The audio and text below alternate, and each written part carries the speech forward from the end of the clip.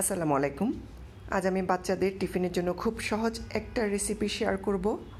ঝটপট যাতে বাচ্চাদের টিফিন রেডি করে দেওয়া যায় সেই একটা রেসিপি আমি শেয়ার করছি আজ। আর এই জন্য আমি এখানে নিয়ে নিলাম 2 টেবিল চামচ ময়দা, 2 টেবিল চামচ চালের গুঁড়ো, অর্থাৎ ময়দা যতটুকু হবে চালের গুঁড়ো ততটুকু হবে।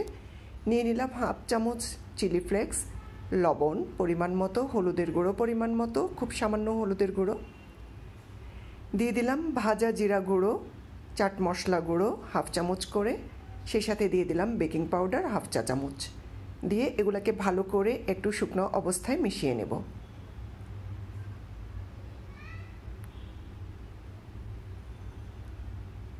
শুকনো অবস্থায় এগুলোকে ভালো করে মিশিয়ে নেব। এরপর এখানে আমি পরিমাণ মতো পানি দিয়ে দেব। পানির পরিমাণটা আসলে বেটারটা গুলতে গুলতে যতটুকু লাগে অতটুকুই দিতে হবে, বারে বারে করে দিলে এর পরিমাণটা ভালো হয়। তো আমি পানি দিয়ে এভাবে করে গুলে নিব, যাতে একটু লাম্পস না থাকে সেদিকে খেয়াল রাখতে হবে। এই যে আমার বেটারটা হয়ে গেছে, একদম স্মুথ একটা বেটার হয়েছে। এবার এটাকে আমি কিছু সময়ের জন্য রেস্টে রেখে দেব, অর্থাৎ 15 মিনিট থেকে আধা ঘন্টা এটাকে রেস্টে রাখবো। এবার আমি আরেকটা বাটি নিয়ে নিলাম কিছু পেঁয়াজ কুচি, কাঁচামরিচ কুচি, দিয়ে দিব একটু করে লবণ, দিয়ে এগুলোকে ভালো করে মেখে নেব। এখানে একটু ধনেপাতা দিলে আরও ভালো লাগতো, তবে ধনেপাতা আমার ছিল না, তাই ধনেপাতাটা দেওয়া হয়নি। তো ভালো করে চটকে চটকে মেখে নেব। এরপর আমি এখানে 2টো ডিম দিয়ে নিচ্ছি।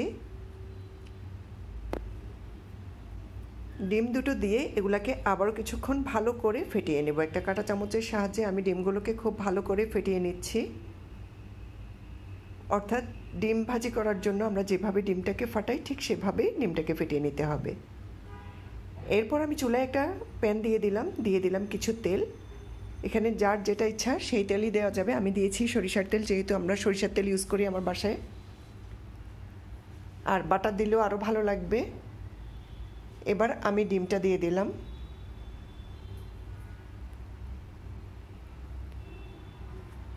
ডিম দিয়ে ডিমটাকে চারদিকে ভালো করে একটু ছড়িয়ে দিব যেন একটু পাতলা হয়।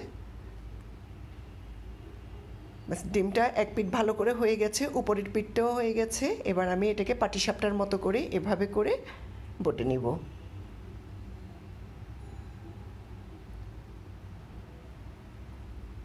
আমি ডিমটাকে ভাজ করে নিলাম। ডিমটা ভালোভাবে ভাজা হয়ে গেছে। এবার এটাকে আমি স্লাইস করে নিব। এটা যার যার পছন্দ অনুযায়ী স্লাইস করা যাবে, একটু লম্বাটে বা একটু চারকোনা, যার যেমন পছন্দ সেই হিসেবে সাইজ করে নেওয়া যাবে। আমি ঠিক এভাবে করে লম্বালম্বি করে এগুলোকে সাইজ করে নিয়েছি।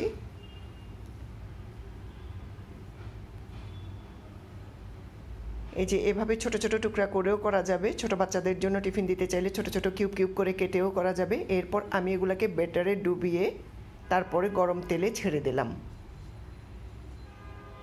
একে একে সবগুলো ডিম ভাজা আমি ব্যাটারে ডুবিয়ে গরম তেলে ছেড়ে দিব। আর তেলটা একটু মিডিয়াম আঁচে রাখতে হবে, একটু জালটা মিডিয়াম আঁচে রাখতে হবে, তা না হলে পুড়ে যাবে। আর একদম কম জালে দিলে দেখা যাবে যে সম্পূর্ণ তেলটা ভেতরে ঢুকে যাবে, খেতে ভালো লাগবে না।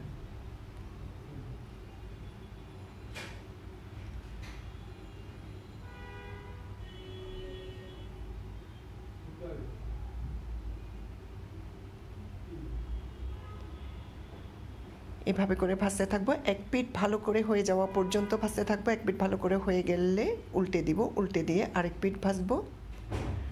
আর এগুলাকে একেবারে লাল লাল করে ভেজে নিতে হবে। এই যে এভাবে করে লাল লাল করে ভেজে নিতে হবে যাতে একেবারে ক্রিস্পি হয়ে যায়, আর ক্রিস্পি হয়ে গেলে খেতেও অনেক বেশি ভালো লাগে। আর বাচ্চারা এই টিফিনটা খুবই পছন্দ করে, বিশেষ করে সস দিয়ে যখন এই টিফিনটা সার্ভ করা হয় তখন বাচ্চারা অনেক মজা করে এই টিফিনটা খায়।